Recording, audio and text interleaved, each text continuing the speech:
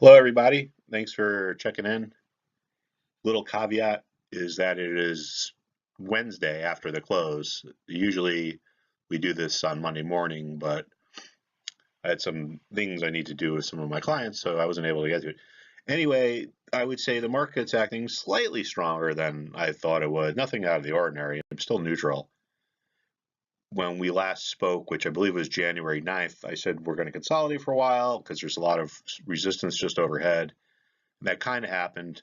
I still think I still feel the same way because basically healthcare, tech, and financials make up half of the S&P 500, and they're all at what I think are well, actually, financials and tech are at resistance levels, and the XLVs, the healthcare sector, just broke through a resistance level, but they're a little bit overbought.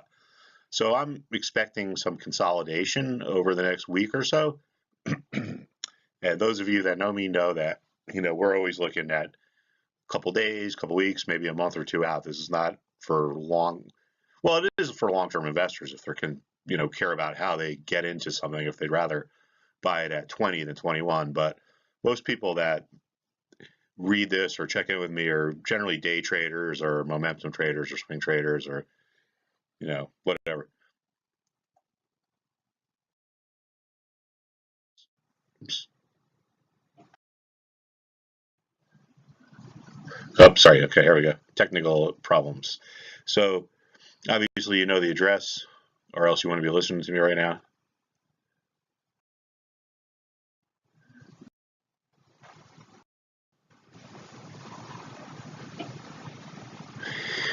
All right. I think we're having some problems, but they're telling me now that everything's right.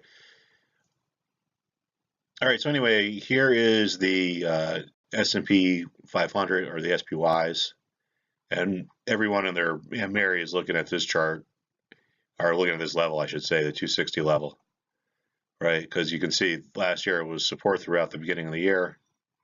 It was support in October, and so now it should be resistance. And you can see we're a little bit overbought, gapped up a little bit today. So like I said, I'm expecting some consolidation through here for the next week or 2 weeks or so.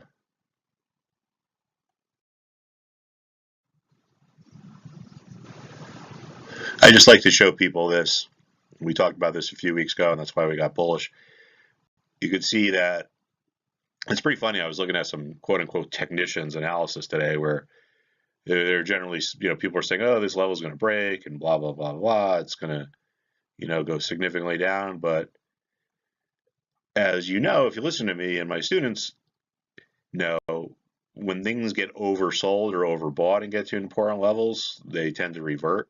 So we were massively oversold. So most oversold we've been since back here, and this is 2011. Okay. Now, if we were not oversold, and say this, blah blah blah blah blah, consolidated, and this momentum indicator got back up here to neutral, well, then I would think there's a better chance for the breakdown. But you can't just look at support and demand levels, or support and demand levels or resistance and supply levels if you don't understand what's going on with overbought or oversold. Because if you're overbought and you get to a significant resistance level, you'll probably see some reversion. And if you're oversold and you get to a significant support level, you'll see some reversion usually. This is the tech sector, and this is, I think, 30% of the S&P. So I've been talking about the 6350 level for a while. I think probably since back here, which was last March or April. So anyway, you could see, I'm sorry, what did I just say? Oh, 6350. I thought I said that. All right, so anyway, so 6350, okay. Hard to see, but there was a bottom there. So, and this is hard to see too because this is a long-term chart, but we've been testing it for like a week or so and consolidating a little bit. So I expect to see more resistance there. Again, like I said, I'm expecting some consolidation.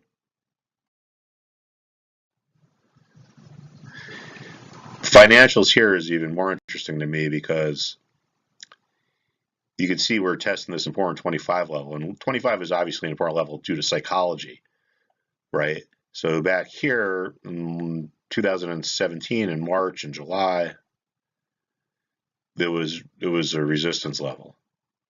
So there was support here in October, and I suspect that it's going to be a resistance, and it is overbought. You see how it gapped up, and I made these charts today during the trading day. Right now it's after the close, and we saw a little bit of a reversal pattern there.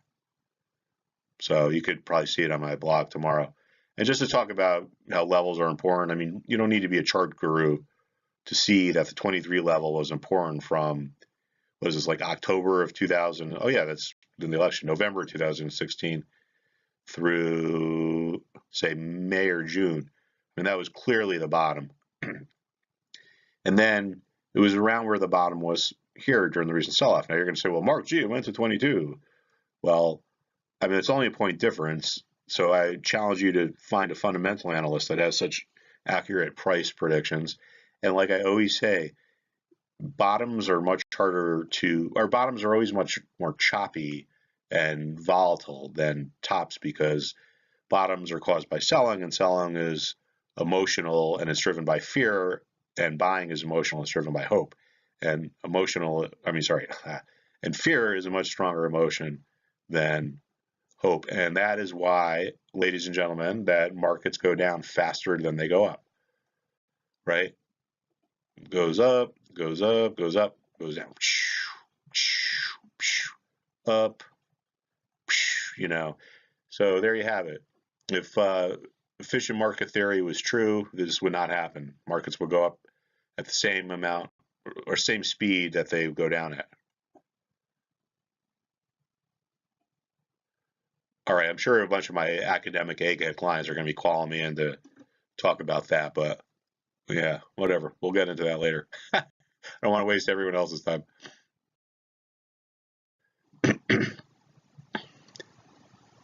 So this is healthcare. Again, this is not the close. This is the price from about 11 o'clock. If you look at today's close, it's a reversal pattern, which basically means, right, you can see yesterday we had this big move, and a reversal pattern just means it had a high, like in the morning, it looked like it was rallying, and by the close, it was lower than where it opened. So that shows that, at least in the short term, the momentum or the forces of supply have overpowered the forces of demand. And that's what you're looking for in, say, candlestick patterns. You don't really need to remember all the names, like what's a doji and what's a hanging man. But if you just look at the patterns, you can understand. Like, for instance, look at this, right? I'm sure this is some kind of candlestick pattern. So you got a big move up. Then you got a day where they did nothing. And again, I'm sorry, it's hard to see. But then you had a big move down, right? Now, I know hindsight's 20/20, but just think about the dynamics. Really strong buy demand. All of a sudden, the supply and the demand becomes equalized, and you have a flat day. Now the sellers overtake the buyers. Supply overcomes demand, and that is indicative of this sell-off that happened. So again, you just, and you can even see it down here probably, right? See big day down, and then this big day up closed above the open. So that shows that during the day, the tide could have turned, whereas the forces of demand overcame the forces of supply. And again, I know this is 20/20, but you'll see it if you look at charts. All right, so the rest of these things are a little more ambiguous. Consumer discretionary has been basically consolidating for last week. Again, here's an example of a level that's important. Okay, so you don't need to be a chart guru or Steve Cohen or one of these great hedge fund managers to see that.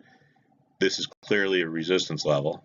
So guess what? Fast forward, over a year, and it becomes a support level, right? So on my last couple podcasts, I mentioned that you should look for support around there. And I'm no genius. I was just looking at the past history.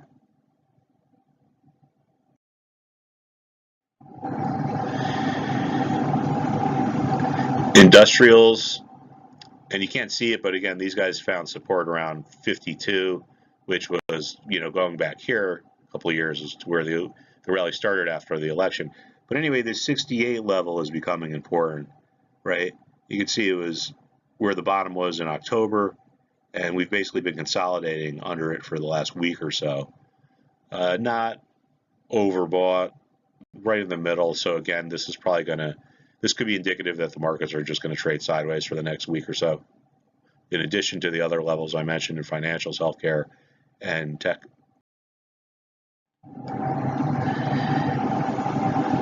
And here's consumer staples. We talked about how there could be there will probably be resistance at this 52 level, and sure enough, there is. That's where the recent low is. And also keep in mind too, this all kinds of blends together, right? Because these are the sectors that make up the SPYs. And if something gets too far out of whack, it'll kind of come back.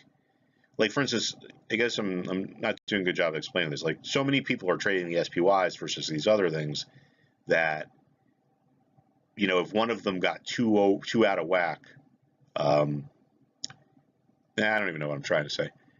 If one of them got out of balance, it would balance out somewhere else, right? So,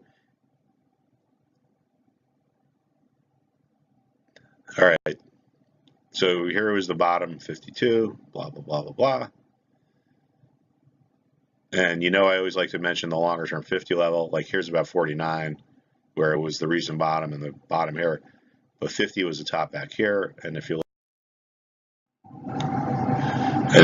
if you look here, again, this is another example of an important level in a market. And again, I don't want to bore you, but if you know where the levels are, and if you know if something's overbought or oversold, you can make money. And I should say that if you understand risk management and investor psychology and know where the levels are and know what overbought and oversold means, you can make money. Okay. And they kind of having these method plays into risk management and psychology, because if you're not thinking, right, like if you say, all right, Mark, I'm going to short this here because it's just broken uptrend. Well, guess what? Oh, and here's my target. Well, guess what? You're thinking, okay? You're buying something because it broke a trend and you have a target where there's been support. If you just randomly try to catch the bottom, you're just throwing, I don't know, you're spitting into the wind. You're just guessing.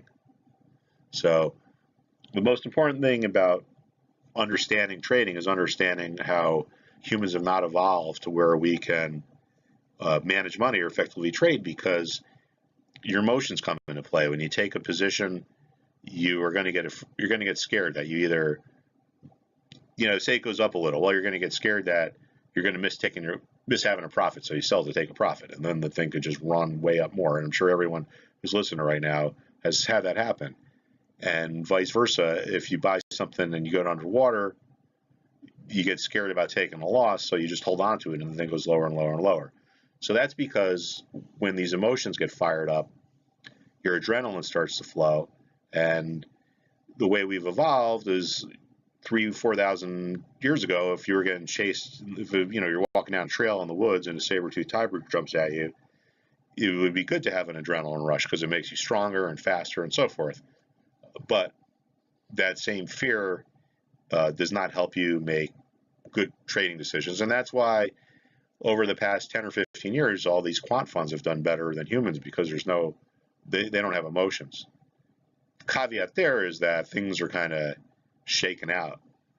I'm sure you've also how AQR, who are pioneers, had a not so good year, and some other firms had not so good years. But anyway, if you can't afford to pay millions of dollars to computer programmers to design programmers, then you just check into my website and I'll give you some advice that's even better. All right, on to energy. We talked back end about how this was capitulation volume, and sure enough, it was. Been trending higher since then. Been consolidating over the last week. I would look for some resistance around the 66.50 level, 66 maybe.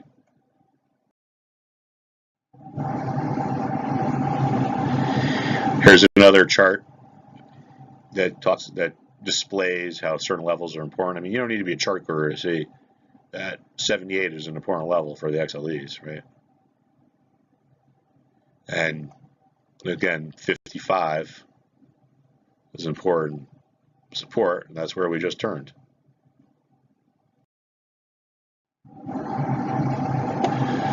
All right, here's materials, which everyone knows bores me. Trending upwards, I don't really see any clearly defined levels. It's hard to make money trading these things anyway because they just don't move. I mean, say you buy it here and you go to there, that's only $2. Although I guess you could argue 1% in 3 weeks is a good return. All right, everybody, and last but not least, here is the utilities, and we've mentioned this 52 level because we first noticed there was a top here. So then when we broke through it, we weren't surprised that it became support again, and it's been support over the last, gosh, it's probably 2 months or so.